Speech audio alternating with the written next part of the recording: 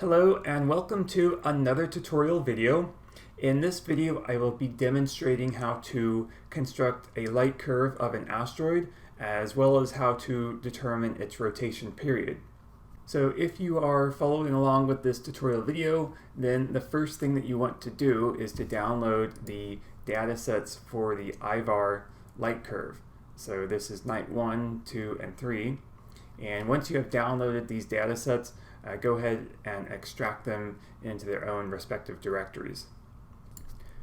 Okay, so after you have downloaded and extracted the images, the next step is to prepare them for processing so that we can generate measurements, generate photometry data that will then allow us to construct a light curve and then eventually determine the rotation period of the asteroid. So the first step is to make sure that the observatory information is configured correctly. So the observatory that acquired these images has MPC code K80. And so what we're going to do is go to Settings, Observatory, and I'm just going to add a new observatory. So here the label is, I'm just going to give it the same label as its MPC code, so K80. And it already has an MPC code, so I will go ahead and choose that option, type K80. And again, because we have already configured the OBS codes, the observatory codes, then we can go ahead and click this button and it will apply the location automatically. So for the telescope design, that isn't really critical here. I'm just going to leave the default and click Next. And the camera information, this is correct. For this particular camera, it refers to beginning of exposure for the date OBS. No offset is required, and I'm just going to leave the default here, and that gives us another observatory in the list. So I will right click and choose Make Active. So now we have observatory is equal to K80, and again that is the observatory that acquired these images. So the next step is to go ahead and load the images from the first night of data. So go ahead and navigate to List, Add Images from the Image Manager. And as you can see here, I have the IVAR N1, 2, and 3 directories. So I want the N1 directory for night 1. And just go ahead and open up all of the images here in this directory. And this will populate the Image Manager with 123 images. And if you want to, you can go ahead and view these images. So you can go to Action, View Images, just to see what these look like. And you can also adjust the display here. You can make it inverted. I also like to use the large view setting. And then you can scroll through the images if you want to. As you can see, the images are not yet aligned. So that's one thing that we need to do. Okay, so at this point what we want to do is to prepare these images so that we can generate measurements. And by that I mean we want to calibrate, align, and plate solve. So the first step is to calibrate. And we can do that by navigating to Action, Calibrate Images. And also keep in mind the image viewer, you can either leave it open or you could close it. It's going to close automatically when you perform these steps. So again, you can just keep it open if you want to for now. But I'm going to go to Calibrate Images because that's the first step here. So Calibrate Images. And you can specify a dark frame if you want to. But for this set of images, we do not have one. The same is true for the flat frame. We do not have a flat frame. Now, in most scenarios, I would recommend using a pseudo flat if you do not have a flat frame available. And that's excellent for the purpose of synthetic tracking.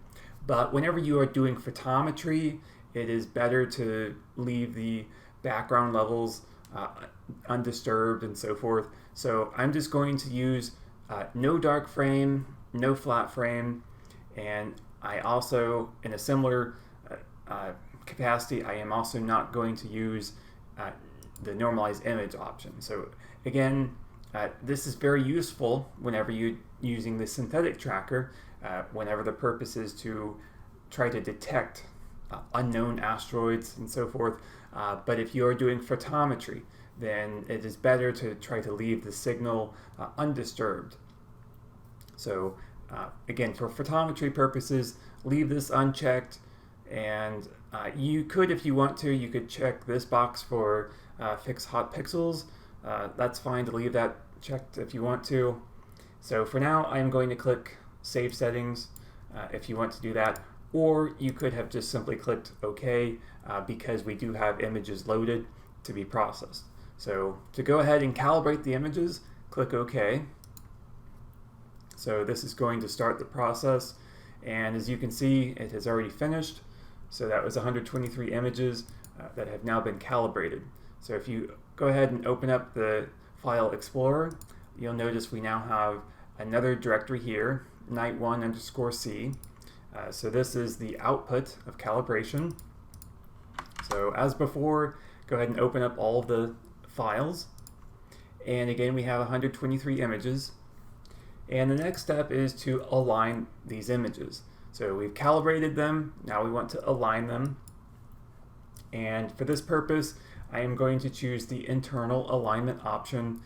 If you wanted to, you could use Registrar or PixInsight. Those are external programs that you could use if you have them available. But for the most part, the internal alignment works very well.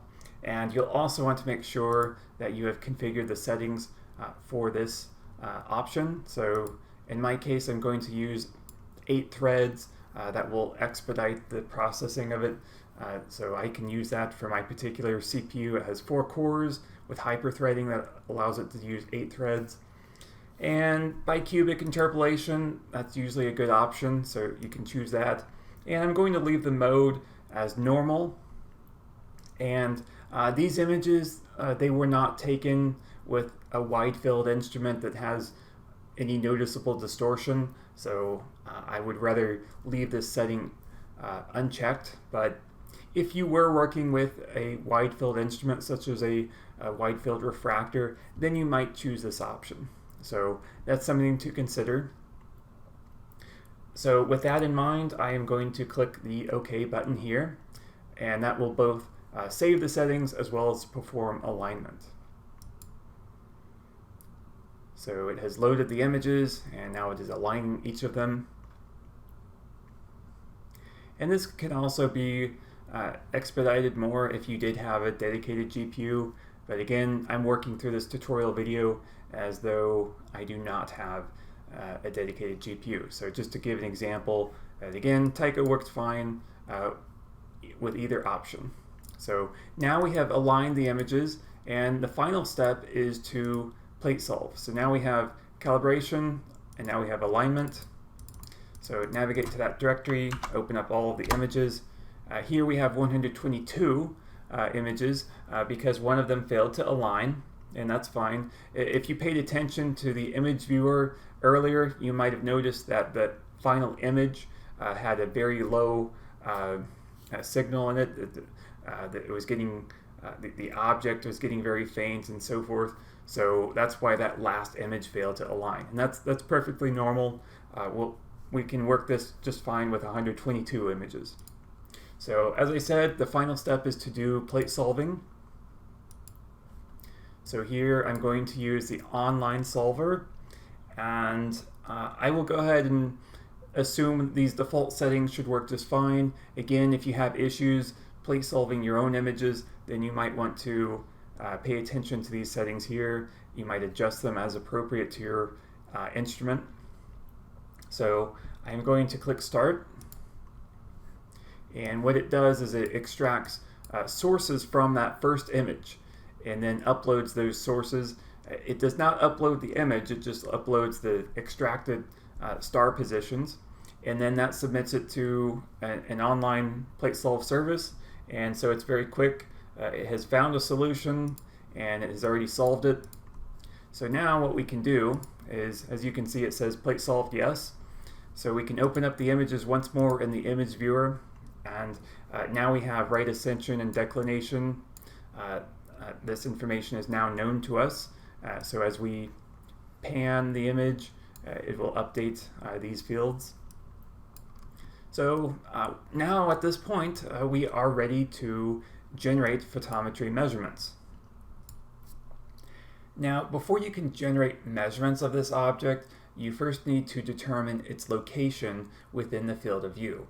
And there are three different ways to do this. The first of which is to animate the frames. Now, this assumes that the object is bright enough such that its motion becomes apparent within this field of view. But if you want to try this approach, then you can navigate to the image manager and then choose Animate 50 milliseconds. And this will animate the frames with a 50 millisecond delay between them. And if you go back to the image viewer, then you should be able to see in this example that the object is bright enough that its motion stands out. So again, having aligned the images, the stars are stationary, while the moving object, such as an asteroid or a comet, it would stand out. So if I zoom in, then you can see it more apparently that this is in fact the object. So at this point, what we want to do is stop the animation, and to do that, you could either go back to the Animate menu and choose None, or you could simply click on one of the images in the list. So I'm going to click on an image, and that stops the animation, and it also selects that image for display.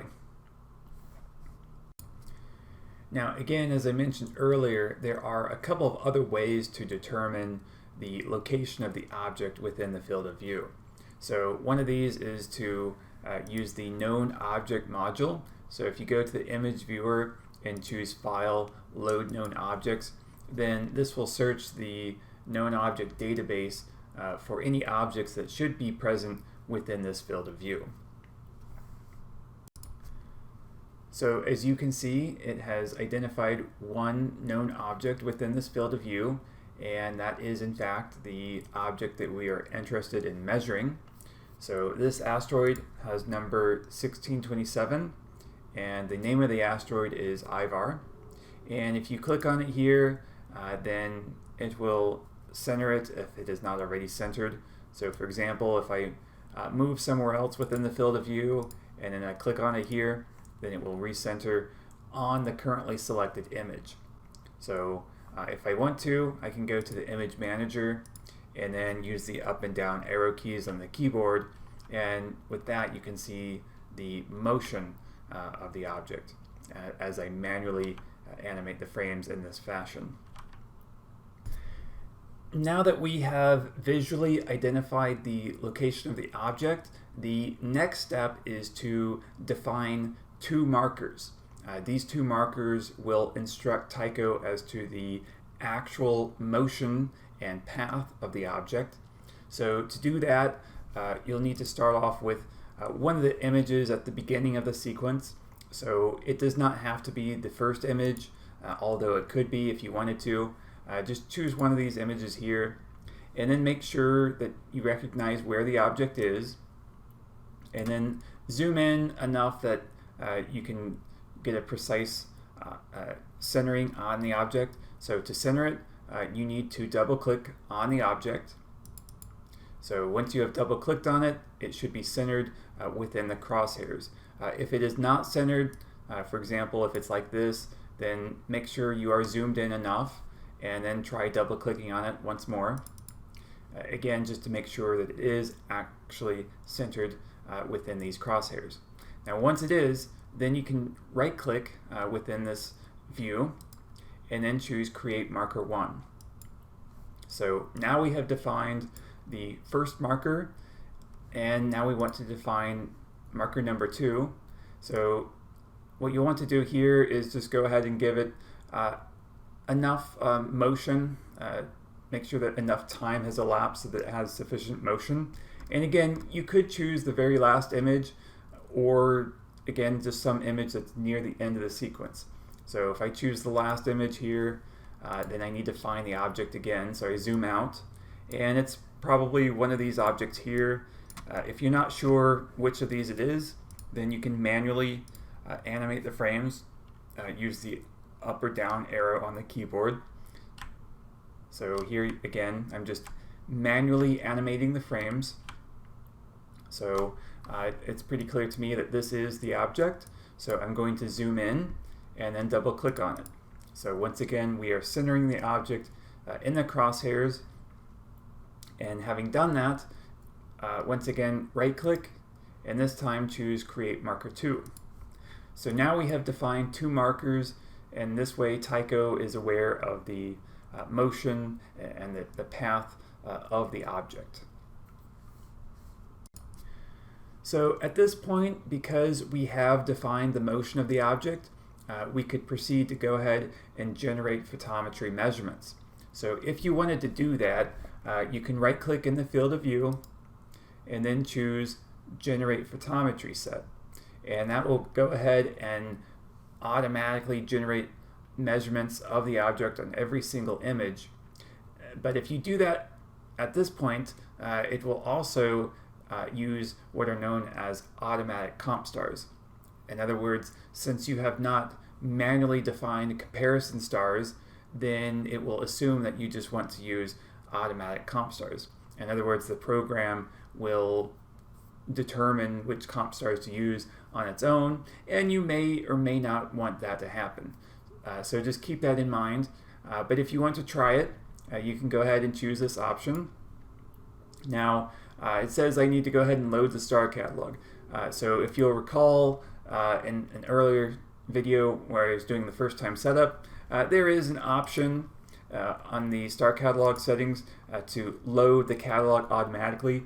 So if you choose that option, then it should have loaded it automatically whenever you open the images.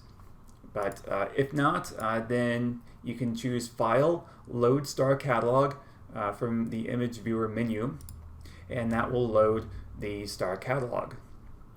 So now try once more, Generate Photometry Set, and as you can see, it is generating these measurements, and now we have a photometry set defined. So this is for night number 1, and if you move this window out of the way and go to the photometry measurement window, you should see one measurement for each image. So there should be a total of 122 photometry measurements. And if you want to check and see what this Lightcurve looks like so far with just one night of data, you can go back to the Photometry Set window and choose Graph, Plot All Sets. There's only one set, so this is perfectly fine. And you should see a Lightcurve presented in this fashion. So this looks okay, even using automatic comp stars. But again, we probably, for most purposes, will want to define our own comparison stars. But nevertheless, this should give some indication that we are on the right path. So if you want to go ahead and define your own comp stars, which again most people will probably want to do, then you can either go to the photometry menu and have it find comp stars for you. This presents a new window here, and because these are 2-second exposures, then you'll probably want to put a different limit on the max magnitude, or you might adjust the minimum SNR such that it's perhaps around 40, and then you start to get a cleaner presentation like this. So either way, I might choose magnitude 16 as the upper limit, and then you get again another presentation like this. But what you are looking for essentially are stars that are on this trend line, so that they follow a nice, essentially this sort of expectation of magnitude. So you can go ahead and choose some of the brighter stars that have nice signal, as long as they are not saturated. So what I might do just quickly is just go ahead and add these stars here, and I've populated 5 of them in this list, and we can generate data on each of these stars. So this will, across these 122 images, will sample each star, and so that it takes a while to do that.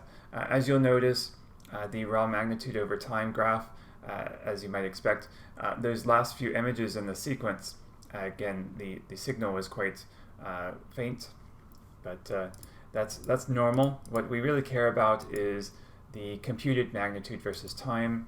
We want that to be a nice flat line here. So if you have a good comp star, then it should have a good presentation here. And if you wanted to view them all simultaneously, then you could do this sort of presentation. So it will graph all of the comp stars on the same view. And so this looks pretty good. I would say that these are reasonably decent comp stars. And again, I am using the Atlas catalog. So Atlas, and I'm using the Sloan R magnitude band. So just keep that in mind to use the appropriate star catalog. And these other settings here, again, if you wanted to make sure a star is not saturated or beyond the limit of linearity for your sensor, you could also put a filter on maximum ADU. So lots of options here, just to keep that in mind. So once you have your comparison stars, essentially what we've got is a list of active comp stars. Then you can remeasure the object, and then it will use this list of comp stars here. Now, if you wanted to go back to automatic comp stars, then you could simply choose all of these items here and choose remove. So whenever this list is empty, then Tycho will assume that you want to use automatic comp stars. But before I go any further, I might as well export this list. So I'm going to save my comp stars. So you can give it a name. So my comp stars, and this will be a text file. So I have saved my comp stars that I'm going to use. And that will allow me, if I want to, I can play around with it some. So right now it would go back to using automatic comp stars because the list is empty. But if I import that list back in, I can choose it, and you see it will reload that list. Now I will have to regenerate the data whenever I import in the comp stars. That's fine, so you just wait a moment and it will repopulate the data. But again, this is the graph of all comp stars using average. If I want to use median, I could do that. Or for each individual comp star, then we have this. So with that in mind, I'm going to regenerate my photometry measurements, again using these manually specified comp stars. So I can do generate photometry set, and again it's going to make use of my markers 1 and 2 that define the motion of the object. So we give it a moment to do that, and we now have 2 photometry sets. Again, this first one, if I plot only the selected, again that is our graph with automatic comp stars, and if I choose the second one here, plot selected, then here's the graph with the automatic comp stars. Now I might want to choose the style to be plain to make this more apples to apples comparison. So I can adjust the plot size, I can make these larger plots. So I'm using essentially a plain rendering of the data points.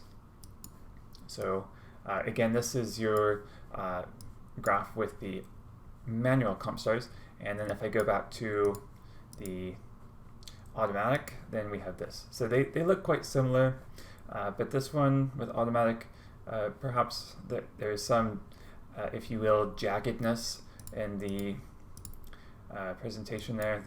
This one might be somewhat more smooth, but in either case, you do have the option of generating a graph with manual comp stars. So if there is a data point that is what you might consider to be an outlier, I will get to that later, but you could simply select it and choose delete, but I don't want to delete any of these data points for now. So if we want to continue with this, I can delete the first one there, and now we have only the one that has our manually defined comp stars. So if I go to plot all sets, which is the one, we have this presentation. So this looks pretty good, and with that, I also wanted to show the other way to add comp stars. So if I wanted to, I can delete these, and I can go to Photometry, Show Photometry Stars, and it will at least show you the stars in the view. And I want to go back to that first image in the list here. And then essentially what you can look at is it is coloring them by the star temperature. So if I look at this one, I can choose View Star Information, and it tells you indeed it has a B minus V value that is quite similar to the sun, so that's acceptable for photometry purposes. And then if I do like this star, I can simply right click and choose Add to Active Comp Stars. So I am manually identifying comp stars and adding them. So I have added that to my list of active comp stars, and then I find a few more. This one might be saturated. This has ADU value 65,000 to 50, so I would not want to use that one. But let's go here. This one looks to be acceptable, so add to active comp stars. And I will just repeat this process a few more times. Once I have 5 comp stars, then that will be acceptable. So one more here. I will choose this object here.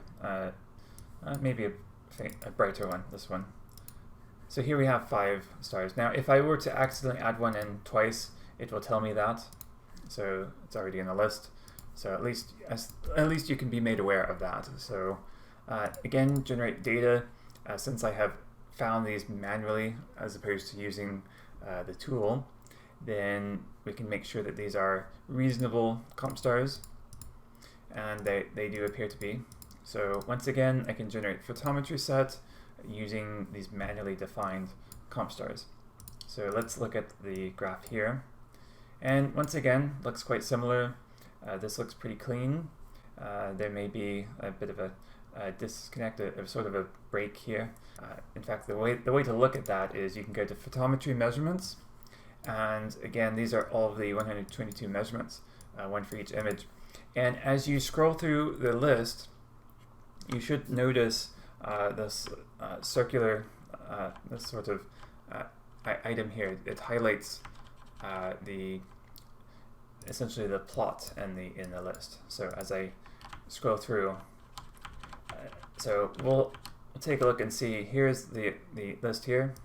So object 71 versus 72. So the delta time normally is 2 to 4 minutes. Here it was 10 minutes. So the reason we see this gap here is because there is a 10-minute basically delta time from this image to the next. So this is quite normal. This is certainly fine. That there's no negative impact to the photometry here with that. So it has nothing to do with our comparison stars. So again, at this point, we can go ahead and decide which set we want to keep. The one that we measured using the comp stars from the wizard, essentially, or if we want the one that has essentially the ones that we found manually. So either way, I actually probably prefer the first one here if I look at that more closely, and that's fine. So I can delete this one, and again, now we have one set for our first night of data. So at this point, if you notice on our light curve, it is not yet using HG correction. It is also not yet using light time correction. So if we want to do that, then we need to attach object data. So you right-click on the photometry set, and this brings up a pop-up menu, and you choose Apply Object Data. So because this is a known object, I can type in the number and click Search. Or I could have typed in the name of the object as well.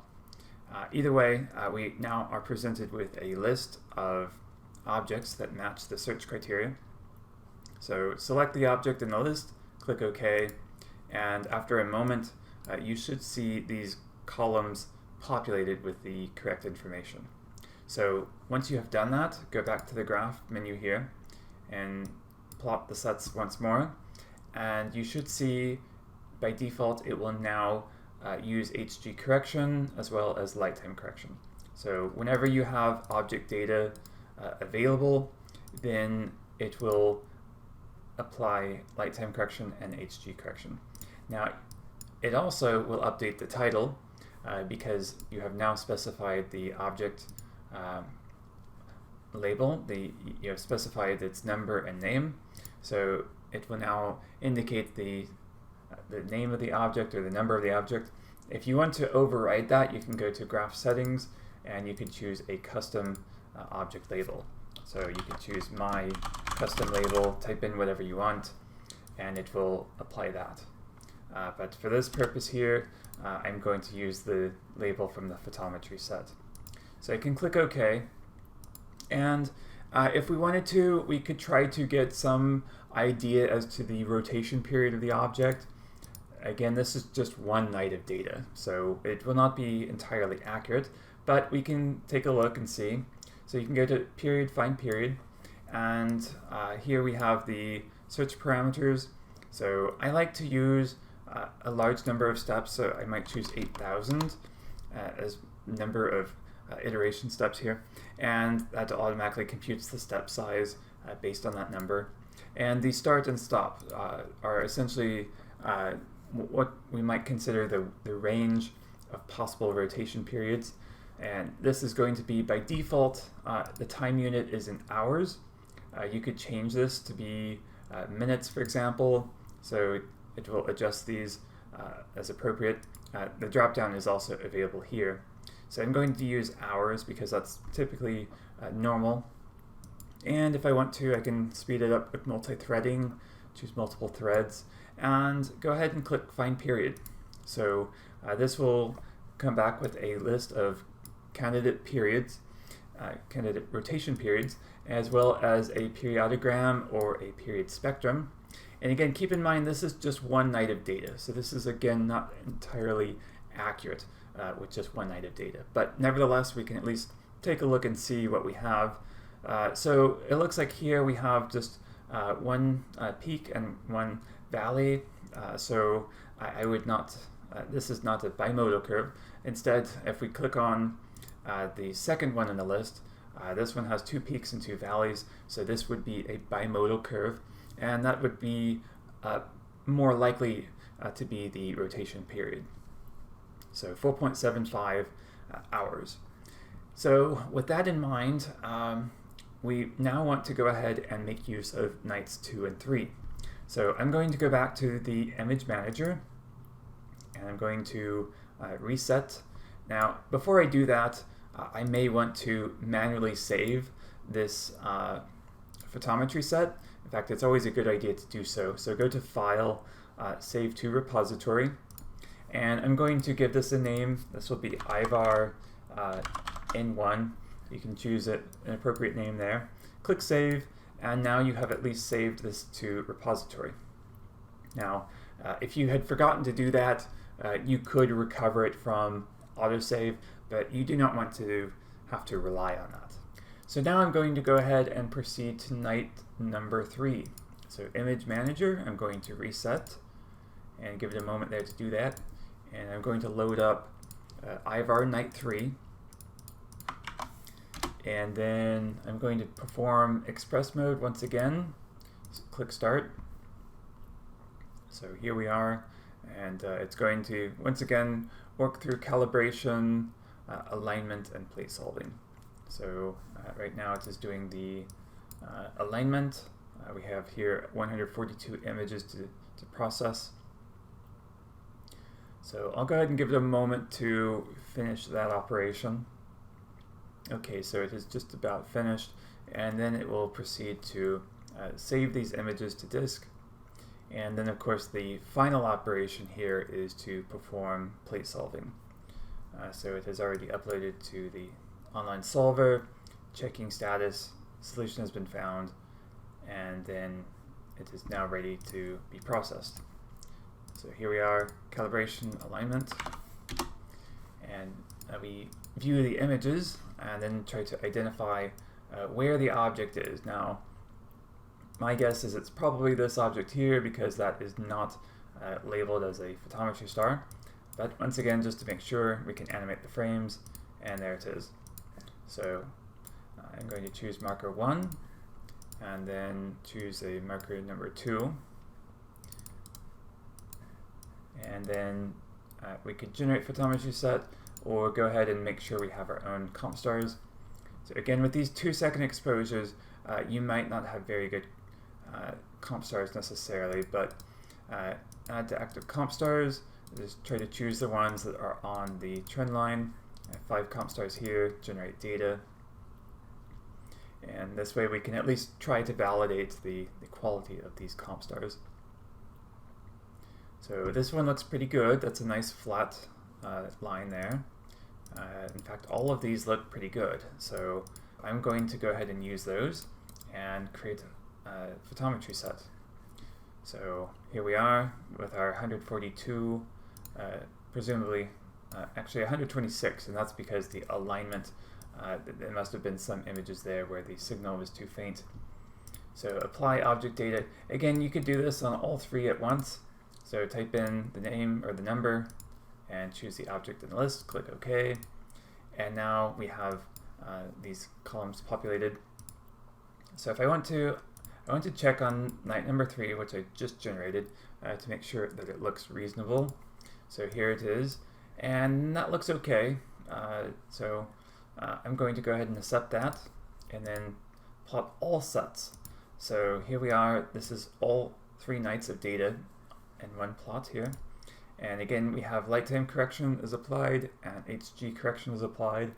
So at this point, we now want to find the period using all 3 nights. So I'm going to click the button, find period, using the same search parameters as before. And here, we now have, on our very first candidate period, the bimodal curve.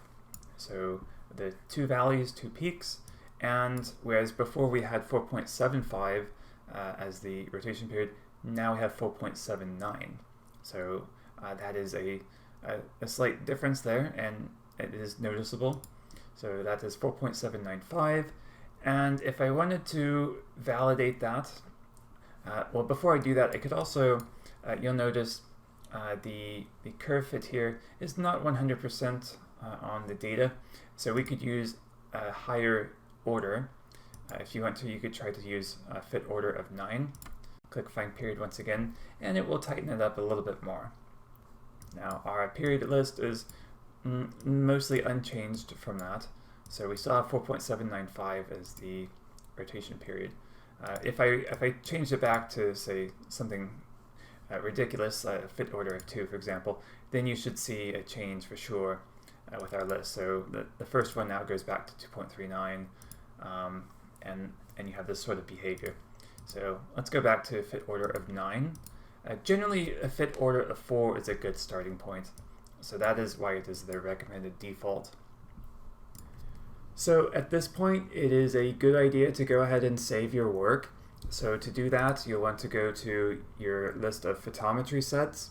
So this is the window here, photometry sets. Or if you can't find the window this way, you can go to the navigation panel, and it should be here as one of these items. So photometry set, you can either click it once or you can click it twice. So double clicking will bring it up to the top left corner. So once you have this window open, you can go to File and Save to Repository. And in this case, this will be a label of your choosing, but I might choose IVAR in 1, 2, 3. So these are nights 1, 2, 3, and I'm going to click Save. So that will now be available in the repository.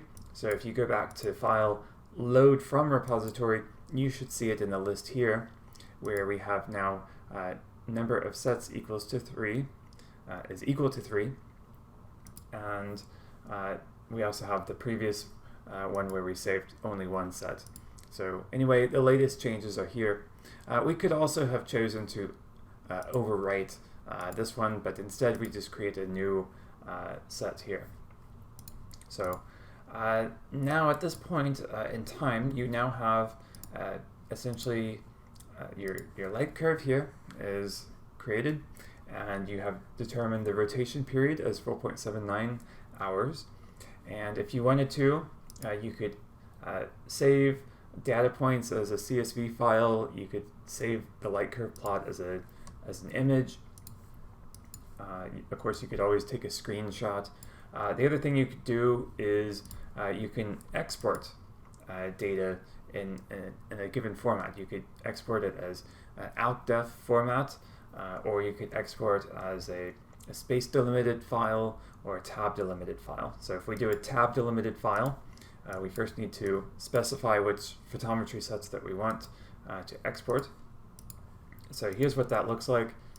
I would just give it a file name here, test, and then to bring that up, then I can open it here, edit, and here you have this file that contains all 3 nights of data with the Julian date, the magnitude, and the magnitude error.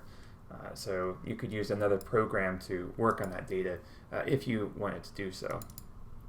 Well, that's about it for this tutorial video, so thank you for watching and see you next time.